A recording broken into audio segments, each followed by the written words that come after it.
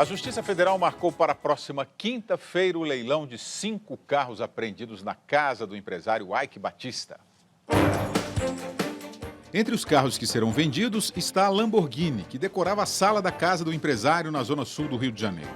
O dinheiro arrecadado vai ser usado para pagar indenizações nos processos que Ike responde. O empresário é acusado de crimes como formação de quadrilha e manipulação de mercado. Jator Batista, filho de Ike, foi absolvido do atropelamento que causou a morte de Wanderson Pereira dos Santos em 2012. Ele tinha sido condenado em primeira instância, mas a defesa recorreu e conseguiu a absolvição. Os desembargadores consideraram que as provas da acusação são duvidosas. Ainda cabe recurso. Foi suspensa hoje a venda de 70 planos de saúde de 11 operadoras que não cumpriram os prazos máximos de atendimento de pacientes. A Agência Nacional de Saúde recebeu mais de 13 mil reclamações. O Ministério da Educação admitiu que os repasses para o Programa de Acesso ao Ensino Técnico e Emprego, Pronatec, estão atrasados e prometeu que vai liberar salários dos professores que não recebem desde outubro. O MEC também informou que a liberação dos repasses para este ano está dentro do previsto. O governador Geraldo Alckmin sancionou hoje a lei que garante tarifa zero nos trens do metrô e da CPTM e dos ônibus metropolitanos. Terão direito ao benefício os alunos da rede pública e estudantes da rede privada com renda familiar de até um salário mínimo e meio. Eles vão receber 48 passagens de graça no mês. A tarifa zero vai beneficiar 615 mil estudantes. A usina nuclear Angra 1, no Rio de Janeiro, foi desligada após falha no sistema de resfriamento. Segundo a Eletronuclear, o desligamento por tempo indeterminado foi feito para preservar equipamentos e a pane não apresentou risco aos trabalhadores e à população. O ministro de Minas e Energia, Eduardo Braga, informou que o abastecimento de energia do país não será afetado. Em janeiro, Angra 1 também foi desligada durante apagão que atingiu 11 estados e o Distrito Federal. Base aliada tenta evitar a derrubada do veto presidencial à correção da tabela do imposto de renda. E o ex-presidente Lula começa a trabalhar na articulação do governo com o Congresso. Todo mundo ganha. Lula entrou em campo para evitar a ampliação do racha na base aliada. Ele agendou encontros com o presidente do Senado, Renan Calheiros, e com o líder do partido na casa, Eunício Oliveira, na semana que vem. Lula também tenta uma reunião com o presidente da Câmara dos Deputados, Eduardo Cunha, desafeto do Planalto, que tem imposto sucessivas derrotas ao governo. Enquanto isso, a presidente Dilma Rousseff vai em busca de uma agenda positiva. Na semana que vem, deve anunciar um pacote para facilitar as atividades de micro e pequenas empresas. Uma das medidas quer ampliar a adesão ao Simples, o sistema simplificado de arrecadação. A base aliada passará por mais um teste na votação sobre o veto da presidente, a correção de 6,5% na tabela do imposto de renda deste ano. A votação deve ocorrer na semana que vem. O senador Paulo Paim, do PT, é a favor da derrubada e o presidente da Câmara, Eduardo Cunha, exigiu uma proposta alternativa do Executivo para o IR. A presidente Dilma pretende enviar uma medida provisória corrigindo a tabela em 4,5%. Só uma observação, Senes. O ministro Afif Domingos, ministro da Micro e Pequenas Empresas, anunciou esses benefícios aqui no Jornal da Cultura. Opa, já anunciou, nós antecipamos. Antes da presidente saber, a gente já sabia. Senes, Lula em campo deve minimizar essa racha aí da base aliada? Eu acho, William, que esse é um fator chave para entender o que vai acontecer daqui para frente no país. Porque a minha visão é de que o grosso do problema que a gente está vivendo no país tem menos a ver com a gravidade, vamos dizer, dos arranjos macroeconômicos, que existe, é importante, mas ele ainda está num campo manejável, ou seja, nós estamos ainda dentro de uma situação onde os ajustes têm que ser feitos, são possíveis de ser feitos, e a grande questão que ele vai definir se eles vão ser ou não vão ser feitos é a capacidade de coordenação política do governo. Infelizmente, a Dilma, desde o primeiro mandato, vem mostrando uma baixíssima capacidade de coordenação política no país. A presidência do Brasil, eu acho que a Dilma tem dois grandes problemas de entendimento do Brasil. Um é achar que ser presidente da República no Brasil significa ser rainha. Não é. Presidente da República é uma parte pequena do processo de decisão do país. Confundir presidência com monarquia, ela depende de um grupo amplo de apoio para poder... E segundo, ela esquece que o partido do qual ela faz parte é minoria na sociedade.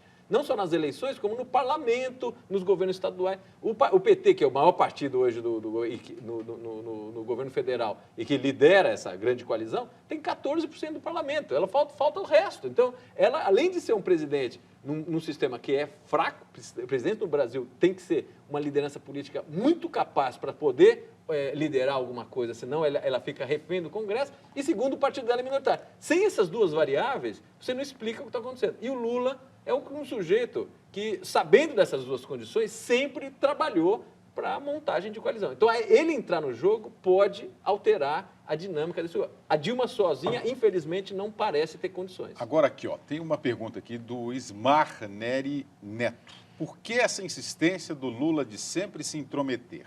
Não seria mais um indício de plano de poder, não de governo?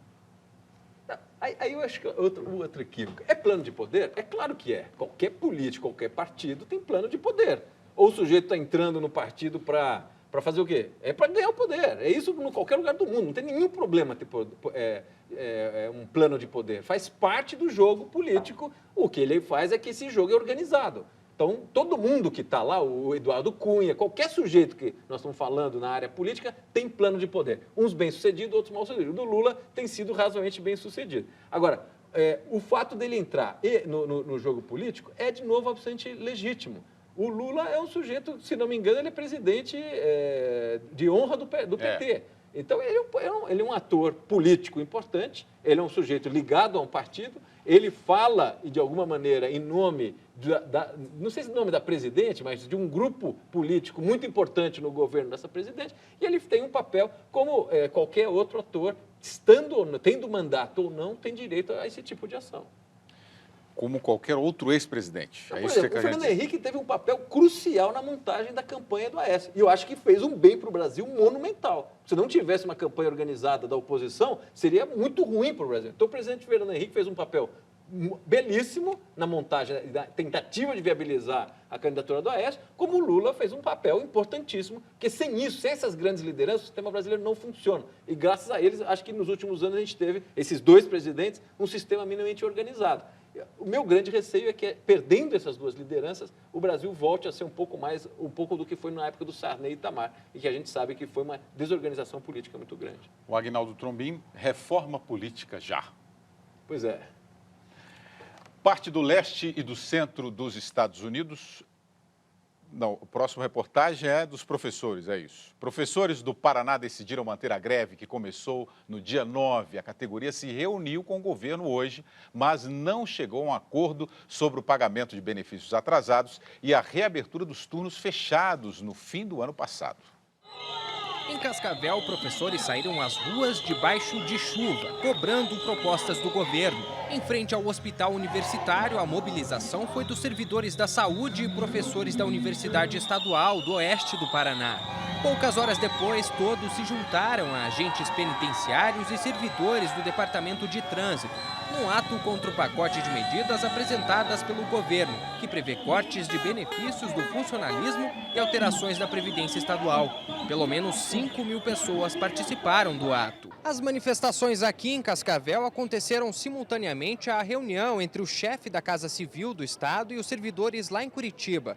Foi a primeira vez que o governo apresentou propostas às classes. O objetivo das duas partes é fazer com que as aulas comecem de vez. 1 milhão de estudantes estão sem aula em todo o estado desde o último dia 9, mas a reunião terminou sem acordo e outro encontro foi marcado para amanhã. Nós temos hoje que resolver pontualmente algumas questões, entre elas o pagamento dos atrasados, que o governo já tem data estabelecida para fazer esses pagamentos. Esta programação de pagamento será apresentada também amanhã nesta reunião com a APP e representando todo o magistério. Na Ucrânia, um dia depois de retirar as tropas de cidade cercada por separatistas, o governo denunciou que 90 soldados foram capturados e 80 estão desaparecidos. Quase uma semana depois do início da trégua entre separatistas e governo, vários conflitos ainda são registrados no leste do país. Mais de 50 pessoas morreram na região. O exército recuou e entregou o controle da cidade de Debaltseve para os rebeldes, que hastearam bandeiras. 22 soldados foram mortos, 150 ficaram feridos, cerca de 80 estão desaparecidos e 90 foram capturados. Rússia, Ucrânia, Alemanha e França discutiram numa teleconferência a violação do acordo de trégua assinado na semana passada. O presidente Petro Poroshenko exigiu a libertação dos militares e afirmou que só vai retirar as armas na região quando os rebeldes pararem de atacar. Ele pediu intervenção militar da ONU, que supervisionaria a fronteira Rússia-Ucrânia e os limites entre as regiões dominadas. A Rússia condenou a proposta, que vai ser analisada pelo Conselho de Segurança. Há um acordo ou não, Aline? O presidente russo, a minha pergunta é a seguinte, Putin, ele tem controle sobre esses rebeldes? Bom, isso não é possível de determinar com 100% de segurança, mas as desconfianças é de que sim. Vejamos o que está acontecendo. O que aconteceu agora é o quê? Um fracasso de um cessar-fogo, de um acordo, na verdade, que está acontecendo da mesma forma com o acordo de setembro. Quer dizer, em setembro também foi feito um acordo, foi firmado um acordo que fracassou logo no primeiro ponto, que era o cessar-fogo. O cessar-fogo não conseguiu ser implementado. Agora também, quais seriam os pontos? Cessar-fogo, retirada das armas pesadas, como a gente viu, são armas pesadas que estão em jogo, não são armas leves. Terceiro ponto, anistia para os que estão lutando. Quarto ponto, reforma da Constituição ucraniana para permitir uma maior autonomia das regiões. E quinto ponto, lá em dezembro, uma eleição e tal, para determinar se a Ucrânia, com essa maior autonomia das regiões, vai manter suas fronteiras originais. Bom, o primeiro ponto já logo é fracassado. E daí o que acontece? O presidente da Ucrânia anuncia que gostaria de uma força de paz da ONU para manter a situação. O problema é que, sem um cessar-fogo, uma força de paz não consegue manter nada, porque o primeiro passo não foi mantido. E aí entra a declaração da Rússia, de que não quer as forças de paz, ou que resiste a isso. Então, a gente vê que do lado russo, primeiro, não há nem sequer verbalmente uma aceitação de algo que poderia ser a consequência de um cessar-fogo. Isso indica realmente que não há, por parte do Putin, um envolvimento, digamos assim, em usar sua influência, que a gente sabe que tem, para realizar sequer o primeiro passo desse acordo firmado agora. Muitos acreditam que o que Putin está, no fundo, fazendo é testando a OTAN, testando até que ponto ele pode forçar a OTAN para saber se os países bálticos, Lituânia, Letônia, Estônia, que são membros da OTAN, também vão poder sofrer o tipo de intervenção que ele realizou na Crimeia, anexando. Ou seja, ele está testando, vendo até onde ele consegue ir nessa de prometer e não cumprir e saber se a OTAN vai segurar ou não. E a OTAN já está aumentando suas forças nesses países bálticos com esse receio, provavelmente. Agora, Ceres, toda vez que se tem um ator como a Rússia numa guerra ou num conflito, não tem jeito, tem que sentar para negociar, né? É muito difícil. Acho que os europeus entenderam isso muito claramente, antes até do que os americanos, que insistiram até um certo ponto em aumentar o fornecimento de armas para o governo ucraniano, de que esse é um tipo de guerra que você não ganha no campo de batalha, tá certo? Com uma potência militar na fronteira e apoiando esses rebeldes, não tem chance de você ganhar. É mais ou menos o que ocorreu. Por que você na Guerra da Coreia, é impossível você ganhar aquela guerra tendo a China do lado apoiando uma parte, tá certo? Nessas situações, a solução é negociada, não tem... obviamente você vai fazer pressão no campo militar, mas não existe solução militar numa situação dessa. Seria você jogar tão pesadamente na possibilidade de um aprofundamento de um conflito militar com proporções que poderiam escapar o entorno ali que é muito arriscado fazer. Então, me parece que essa solução é claramente descartada. Os europeus, portanto, mesmo com essa falha do cessar-fogo, os europeus hoje voltaram a falar que insistem na manutenção do acordo, que tem a ver um pouco com essa percepção. Voltando ao Brasil, algumas pessoas aqui reclamaram, aliás, grande número aqui reclamou de que nós não falamos sobre a greve dos professores lá no Paraná, do governo Beto Richa, do PSDB. Andréa Lamin, até que enfim vocês resolveram tratar da greve do Paraná. Gosto muito desse jornal, mas já estava ficando preocupada com a falta de cobertura nesse assunto muito sério. Na verdade, nós estamos cobrindo na semana passada e essa semana, né, Sênia?